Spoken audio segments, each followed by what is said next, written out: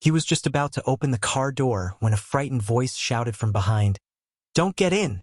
They're saying they'll kill you." The millionaire froze. The girl's warning came seconds before everything could have gone terribly wrong. The city of Shanghai was alive that night, a blend of light, noise, and ambition. Rain slicked the streets, reflecting neon signs and red lanterns as cars hummed past. Inside the Grand Zenith Hotel, one of Asia's most exclusive, billionaire investor Lucas Arden ended a long evening of meetings.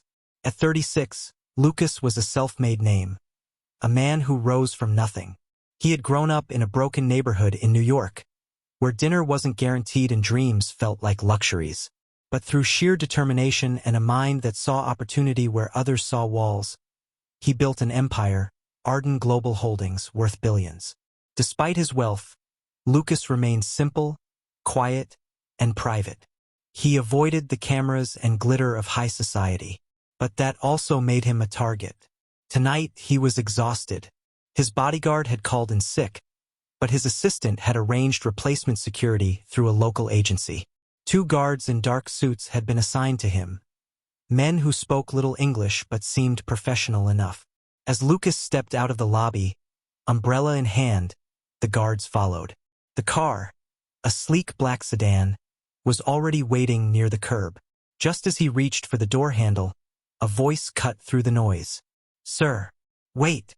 Lucas turned. A young woman stood under the hotel's awning drenched, holding a tray of leftover room service dishes.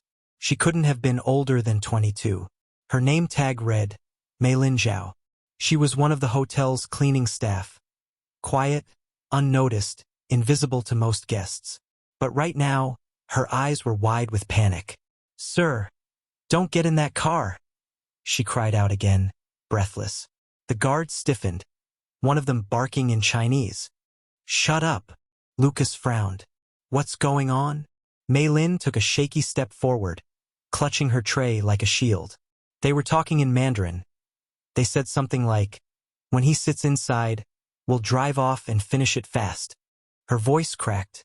"They're not your real guards." The taller of the 2 guards snapped something sharp in Chinese, eyes filled with fury. "She's lying." Lucas's instincts, honed through years of business deals and betrayals, kicked in. He looked closer. The car had tinted plates, no company emblem. "Who arranged you?" he asked coldly. The guard's English was clipped. "Agency. We protect you." But Meilin's trembling voice broke through again. "No agency says that kind of thing. I know what I heard. Please, don't get in." A moment later, the driver's door opened. Another man, also in black. But something was off. The way he held his posture, the tension in his shoulders. Lucas stepped back. "Who hired you?" The driver didn't answer. He just muttered something low in Mandarin. Something Lucas couldn't understand, but Meilin did. Her eyes went wide with horror. "Run!" she screamed. The next few seconds felt like slow motion. The driver lunged. One of the guards reached into his coat. Lucas dove sideways just as a glint of metal flashed. A gun. Meilin dropped her tray and shouted for help, her voice echoing through the rain. Chaos erupted. The hotel doorman tackled one of the fake guards, and security alarms blared. Within moments, the imposters were restrained by hotel staff and police were called. Lucas stood there, heart pounding, soaked and shaken, alive only because of a young maid's courage. He turned toward Meilin, who stood frozen, rain dripping from her hair. Her hands trembled. She looked terrified, as if expecting to be blamed. But instead, Lucas walked up slowly, his voice quiet but firm. You saved my life." Meilin looked down, whispering, "I just did what anyone would do." Lucas shook his head. "No, not everyone would have risked that." Police sirens wailed in the distance. The guards were dragged away, shouting curses in Chinese. Lucas's real security team arrived minutes later, breathless and confused. But through all the noise, his eyes stayed on the girl who had saved him. Her uniform was soaked, her shoes muddy, and her face pale. Yet there was something in her gaze, something honest and brave. "Come inside," he said softly. You're freezing. She hesitated. I shouldn't. I'm just staff. He smiled faintly. You're a hero tonight. Later, after giving statements to the police, Lucas waited in the hotel's lounge with Maylin. She sat across from him, clutching a steaming cup of tea. He studied her quietly. How did you know what they were saying? My father's from Nanjing, she said softly. I grew up speaking both Mandarin and Cantonese. I overheard them while cleaning the lobby earlier. At first, I thought maybe I misunderstood. But when you came out, I heard one say, make sure he doesn't have time to shout. That's when I knew I couldn't stay quiet. Lucas felt a chill crawl down his spine. If you hadn't spoken up, she interrupted gently, then you'd have gotten into that car. They sat in silence for a moment. Then Lucas said, What's your name? Maylin Zhao, she replied. I'm just a trainee here. I clean the rooms and help with dishes. He nodded slowly. You know, Maylin, most people wouldn't risk their jobs, their safety, maybe even their lives for a stranger. She looked down. My mother always said, if you can help someone, do it before fear tells you not to. Lucas smiled faintly, feeling something shift inside him, something warm and rare. He had built empires, negotiated billion-dollar deals, but it had been years since he'd seen real courage, raw, uncalculated humanity. When the police finally confirmed that the men were hired assassins, part of a failed corporate sabotage plot, Lucas realized just how close he had come to dying that night. Before leaving, he turned to Maylin. Do you have a family here? She shook her head. Just my younger brother. He's in school. We moved here from Suzhou after my parents passed. Lucas's eyes softened. You've done more for me tonight than most people in my entire career. If you ever need help, anything at all, call me. He handed her a small, embossed card. Simply read, Lucas Arden. Arden Global Holdings. Maylin blinked. I can't take this. He smiled. You already earned it. As he walked away, she stood frozen, clutching the card in disbelief. That night, for the first time in years, Lucas didn't feel like the billionaire who had everything. He felt like a man who'd been reminded of what truly mattered, kindness, courage, and the people who still believed in doing good when no one was watching. A week after the attack, Lucas still couldn't sleep. Every time he closed his eyes, he saw the girl, the maid who had shouted through the storm and saved him from certain death. But when he tried to find her, she was gone. The world moved fast for billionaires like Lucas Arden, but some memories refused to fade. His bodyguards now worked double shifts.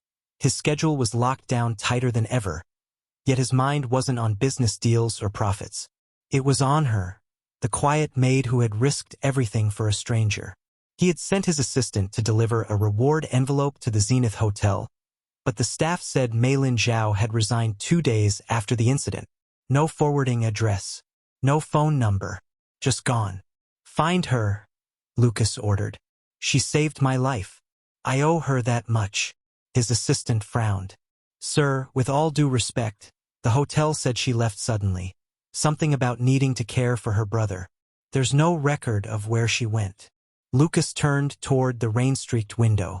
His reflection looked tired, human, almost fragile. Then we'll look harder. Days passed. Weeks turned to months. But fate has a strange way of bringing people back together. One chilly afternoon, Lucas stopped by a small cafe tucked away in the quieter side of the city. A simple place that reminded him of his early years. He wasn't there for coffee. He was there to think. The bell above the door chimed as he entered. Steam from the espresso machine clouded the air, and soft Mandarin music played from a speaker. Then he froze. Behind the counter, wearing an apron and tying her hair back, was Maylin. For a moment he thought he was imagining her. But when she looked up and their eyes met, her expression mirrored his shock. Mr. Arden? She whispered, almost dropping a cup. He smiled faintly. You disappeared. She looked embarrassed. I had to leave the hotel. My brother got sick. I needed a job closer to home. Lucas glanced around the modest cafe. It was warm but old. Paint peeling, tables mismatched, the smell of coffee masking dampness. You own this place? She shook her head quickly. No, it's my aunt's. I just help her run it. It's all we have. He noticed her hands, rough, overworked. Her apron had small tears, yet her smile was still humble, kind. Lucas felt something heavy in his chest. I've been trying to find you, he said quietly. You saved my life, Maylin. I wanted to thank you properly. She blushed. You already did. You're alive. He chuckled softly. That's not enough. There was a silence between them, the kind that holds more meaning than words. Then, just as Maylin turned to prepare a cup, a sharp cough echoed from the back room. She rushed in and Lucas followed instinctively. Inside, a frail boy, maybe 12, lay in bed under a thin blanket, his face pale. Is that your brother? Lucas asked softly. She nodded, worry etched across her features. Yes, his name's Li Wei. He has a heart condition. The doctors say he needs surgery soon.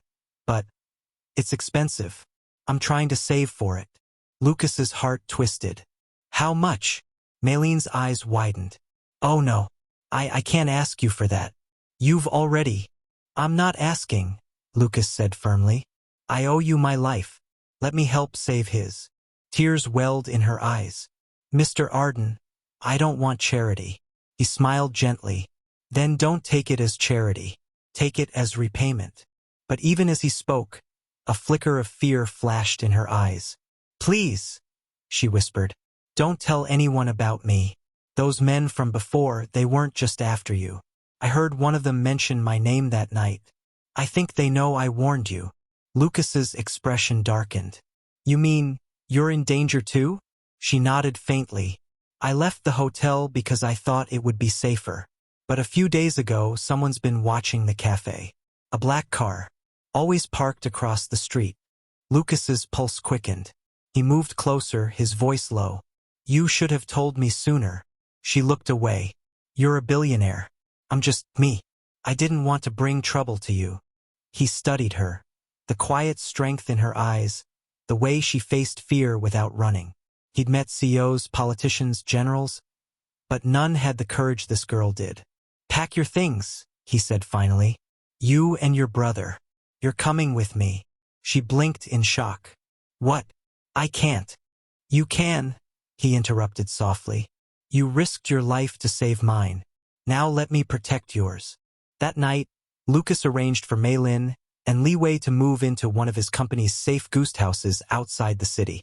It was small but warm, secure, and filled with everything they needed. Li Wei's surgery was scheduled within days, paid in full by Lucas. When Maylin tried to thank him, he only said one thing. You showed me that humanity still exists. I'm just returning what you gave me. But danger still lurked in the shadows. One evening, as Lucas sat outside the guest house reading through some files, his security chief approached. Sir, he said quietly, we found out who hired the men that night. Lucas looked up sharply. Who?